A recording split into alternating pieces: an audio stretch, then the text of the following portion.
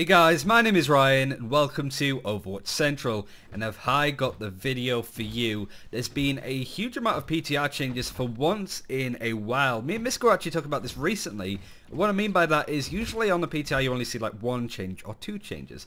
Well, this one I believe has like 5 or 6. So in this video we're going to go over some of the main ones, and I'm going to start just going through the order that they're in the actual patch notes, which I'll link in the description.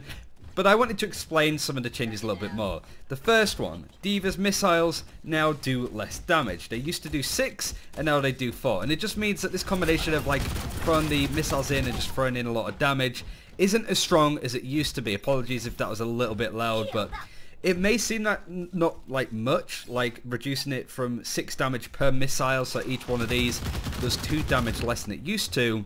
But overall, as it was explained in the developer comments, it does 22% less damage overall with all of the missiles put together. And I'm okay with this idea. I'm actually a D.Va main myself. I predominantly play this hero, and I'm okay with this. D.Va is one of those heroes that does far too much on her own. She's high mobility, she can block a lot of damage with defense matrix. Her ult is very good for stalling points or actually getting picks. And when you mix up with the amount of burst potential she has for doing that combination that I've just shown you, it can mean quite a lot and give a lot of big problems. So I'm okay with the fact that she can do less burst damage overall. Now let's talk about the Mei and Reaper buffs before we get on to the major Zen nerf that we're actually seeing. Both of these are pretty big. When you sort of look at them themselves, it may not seem like a lot, to be fair, but they have a big impact on the game overall.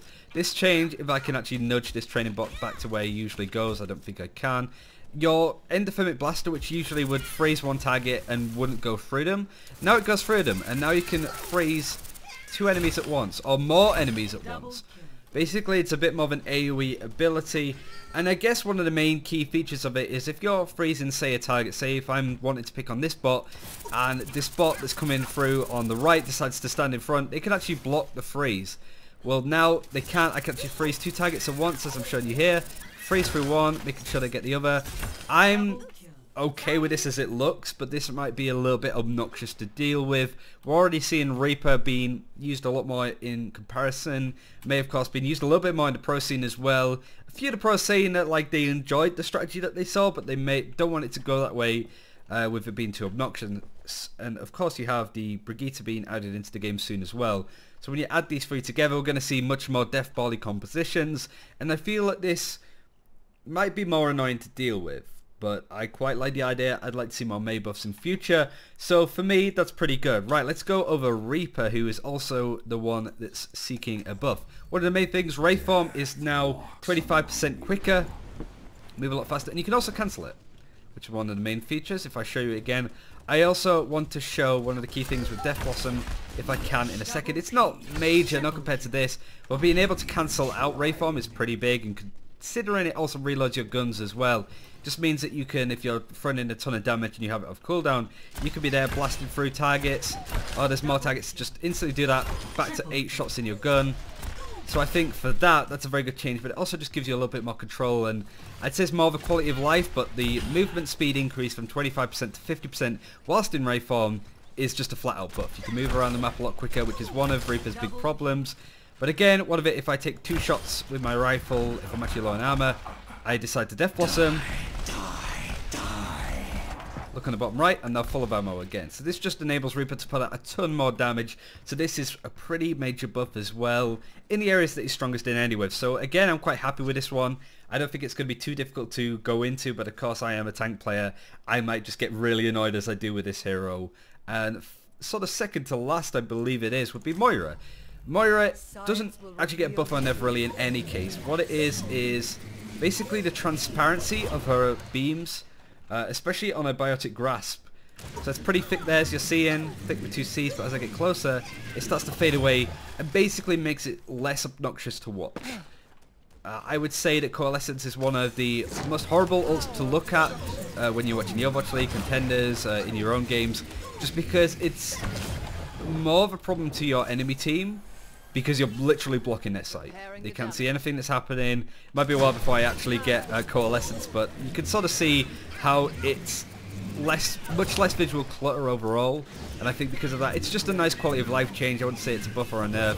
Maybe it's a buff to the enemy team because they don't have to obnoxiously deal with the purple orb and stuff in your face. I don't know if it's the same. Let me try it with healing. If I can get one of the bots that hasn't died to come back real quick. So if I'm healing a target, does it get... I guess a little bit, not by much. Yeah, I suppose.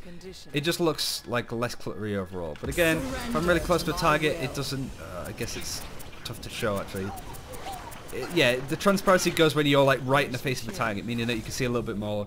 Generally, it looks a little bit more watered down. All of her abilities look less opaque, so transparency is a good thing for Moira. Less difficult to sort of view and sort of spectate in your games. Right, Zenyatta, this takes a little bit more explaining, I suppose, as well. And we'll get on to the also avoid this teammate option in a second as well. So the secondary rate of fire is reduced by 15%. So it just means, I think it just means that the orbs are a hell of a lot slower, if you can actually tell. We should do like a side-by-side comparison, but I just wanted to get the news out there first because obviously a lot of people are talking about the new feature. It does the same amount of damage, but the projectiles are a lot slower, I believe, in comparison. It's either that or the sort of recoil time is a bit slower. It looks like the orbs move a lot slower in comparison. But again, it's only by 50%, so it's not by much. It's a nice change to Zenyatta. Another hero, much like Diva, that's a little bit obnoxious to deal with. But both of these nerfs to these characters aren't going to drop them totally in comparison to how much they're actually being used.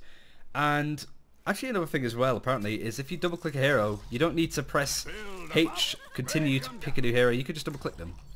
Which is good if y'all wanted to lock in Brigitte. Am I right, guys? It's going to be great. Other than that, sorry, I believe there's a couple of bug fixes which I think we'll go over in another video. But really, one of the main key things, I suppose, is if I go on recent players and pick Gohan, or Rurot actually, good friend of ours, you can avoid his teammate. And these come up, you can put two in. So let's get, I believe, who have a choice of these people. Let's just get Sound Mage. So what you do is these two players become, pretty much should be, avoided on your team at all costs.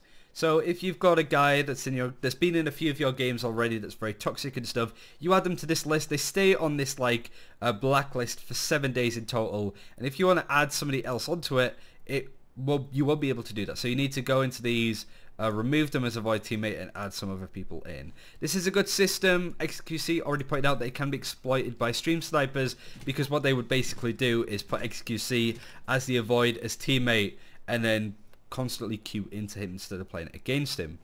So that's just one thing to bear in mind. But I like this change. So many times you tend to run into people on a night that you keep running into games and they're horrible because they're like a one trick that plays Symmetra, but like not in a way that they communicate and try and help your team.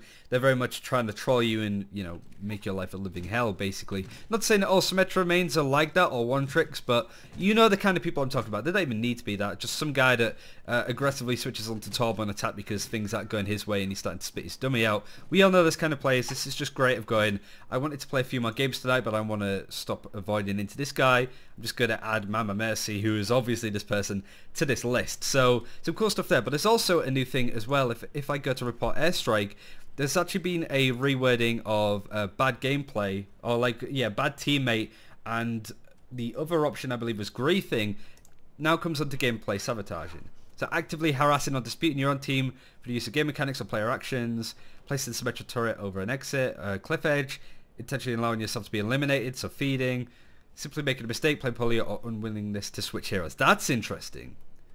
Unwillingness to switch heroes. So one tricking is still pretty good, pretty okay. But yeah, as you're seeing in the sort of left-hand side, Lifeguard and Mama Mercy will no longer be matched with me for 7 days. So pretty cool feature, can be exploited. We'll talk about that some other time. But big news, nerfs coming in for Diva. She does less damage with her missiles. And Zenyatta, his rate of fire on his right click has been reduced 15%. Big buffs for Mei. She can now heal multiple targets with her freeze. And Reaper now I always lose where Reaper is. Reaper also now gets his ammo refilled when he uses Death Blossom, but also has a faster waveform speed and also can cancel it at will as well. Moira with a quality of life change, meaning that her right click and her coalescence is a little bit more transparent, a little less obnoxious. Sorry for stumbling through this video, but this is all the news. I'm very excited to see multiple changes on the PTR. Let me know what you think, whether you feel that the nerfs are too much or just about right, or whether the buffs are going to be obnoxious to deal with. Let us know in the comments. I'm very much looking forward to trying these out at the PTR myself. But thanks for watching, take care, we'll see you next time.